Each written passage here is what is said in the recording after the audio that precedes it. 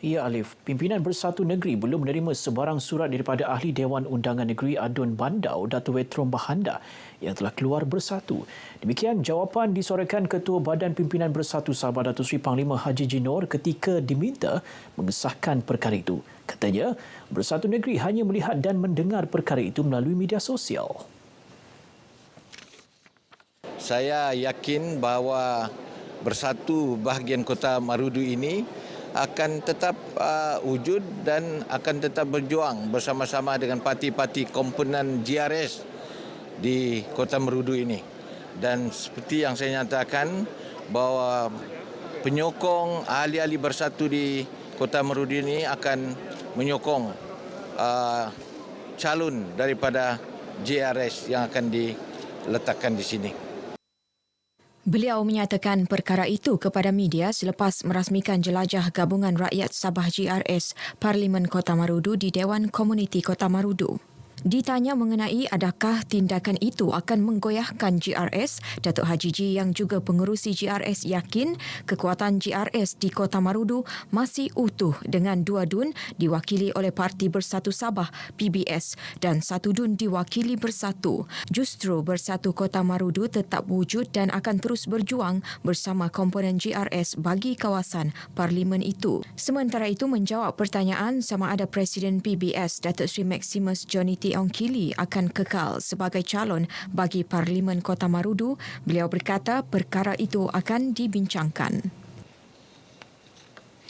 Sementara itu, Ahli Majlis Tertinggi Parti Pribumi Bersatu Malaysia Bersatu menyambut baik rundingan kerjasama Parti Gabungan Rakyat Sabah GRS dan Barisan Nasional BN pada Pilihan Raya Umum PRU ke-15. Kerjasama berkenaan memperlihatkan sifat profesionalisme Barisan Kepimpinan Pusat dan Negeri bagi kedua-dua parti dalam misi memenangi PRU ke-15. Naib Presiden Bersatu Malaysia Datuk Seri Dr. Ronald Kiandi berharap kerjasama yang dipupuk akan memperkukuh kubu serta jentera kedua-dua pihak. Seperti yang telah pun dibincangkan oleh peringkat kepimpinan kedua-dua pihak untuk mewujudkan kerjasama politik yang lebih baik untuk PRU ke-15.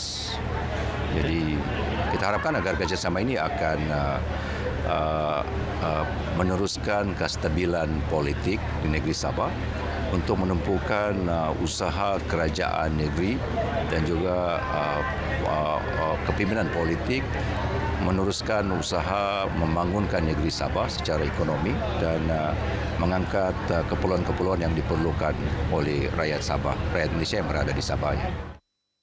Beliau ditemui media di Beluran. Datuk Seri Dr. Ronald Kiandi antara Ahli Majlis Tertinggi Bersatu yang memegang portfolio Menteri Pertanian dan Industri Makanan Malaysia dan penyandang kerusi Parlimen Beluran. Kerajaan negeri sangat menyokong usaha Jabatan Penyiaran Sabah menganjurkan anugerah Carta Lagu Popular Bajau ACLPB Sabah VFM musim ke-8 ke arah memartabatkan bahasa suku kaum etnik di Sabah. Ketua Menteri Datuk Seri Panglima Haji Jinor berkata SCLPB antara langkah kehadapan RTM Sabah bagi memastikan dialek bahasa etnik terus terpelihara. Beliau berucap dalam program berkenaan di Tuaran. Sementara itu, pengarah bahagian program radio Jabatan Penyiaran Malaysia, Nur Ain Bakir berkata SCLPB yang bermula sejak 2006 bertujuan memberi pengiktirafan kepada penggiat seni suara lagu-lagu etnik Sabah sekaligus menyantuni penonton dan pendengar RTM. SCLPB 2022 menyaksikan Azlinah Amir dengan lagu Kasih Sampai Atainu yang ditulis Aziz Omar muncul juara. Tempat kedua Datin Saadia Abdul Rashad dengan lagu Top Top Lasaku oleh komposer Rosli Hajal dan lirik Asirul Junaidi. Sementara tempat ketiga Ruby Satiasin dengan lagu Keroncong Kailim Bangku, komposer Rosli Hajal dan lirik Asirul Junaidi. Sangat terbaik sebab ini dapat mencungkil bakat macam kami dan juga yang komposer macam komposer gitu. Sangat puas hati. Penganjuran pun semua teratur. Bagi saya yang penting adalah semangat untuk berjuang memertabatkan lagu bangsa kita. Maksud saya bangsa Bajau. Alhamdulillah, perasaan gembira, tak sangka sebab kami punya tim dapat tempat yang ketiga. Semua orang pun ada target kan? Orang ada target untuk dapat nombor. Bagi persembahan terbaik dinobatkan kepada Awang Kamaluddin Hussein dan anugerah artis paling popular Aslan Awang Lamdan. Pewujudan kilang memproses sarang burung walit di daerah Beluran berupaya melonjakkan ekonomi penduduk kawasan berkenaan termasuk golongan B40.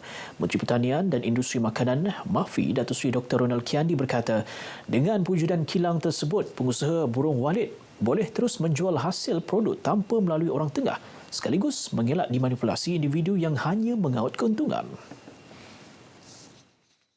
Ada pensijilan daripada pelbagai kementerian kesihatan dan juga badan antarabangsa yang perlu dipenuhi. Sarang burung merupakan satu industri yang diambil, dimakan oleh manusia. Tentu sekali aspek biosafety-nya diperlukan. Beliau ditemui media selepas merasmikan Pesta Burung Walit dan majlis menandatangani perjanjian antara PPK Beluran dan Duta Sialin Bioteknologi Sdn Bhd bagi projek pembangunan industri burung walit di Beluran. Datuk Ronald juga mengingatkan pengusaha agar memohon sijil kelulusan Kementerian Kesihatan untuk memastikan kualiti produk burung walit diperakui kebersihan isi kandungannya sebelum dipasarkan, memandangkan industri berkenaan semakin berkembang. Dalam majlis sama, beliau turut menyampaikan insentif dan mock check pembangunan, antaranya program peningkatan aktiviti aquakultur sebanyak RM250,000 untuk 35 usahawan kolam air tawar, RM100,000 untuk projek rumah burung walit bagi 5 usahawan, masing-masing menerima RM20,000, RM10,000 bagi projek penanaman sayur hidroponik SMK Beluran dan RM20,000 insentif kit MAFI Prihatin. Pertubuhan Islam seluruh Sabah Usia bercadang menubuhkan sayap baharu Usia dikenali sebagai Puteri Usia. Ia sebagai langkah proaktif pertubuhan itu bagi meremajakan Usia selepas penubuhannya 53 tahun lalu. Yang di-Pertua Usia, Datuk Sapawi Ahmad berkata penubuhan itu melihat peranan golongan wanita muda yang boleh menjadi medium terbaik membangun dan mensejahterakan ummah pada era digital. Katanya sebelum ini Usia mempunyai 2 sayap utama iaitu wanita usia dan belia usia. Kita cuba relevankan golongan remaja ini yang lebih mahir dari segi era digital, maka kita perlu libatkan golongan muda, belia dan belia wanis.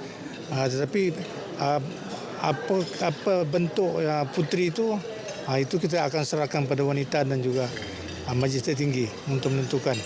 Tapi puteri maksudnya ialah golongan remaja di kalangan wanita.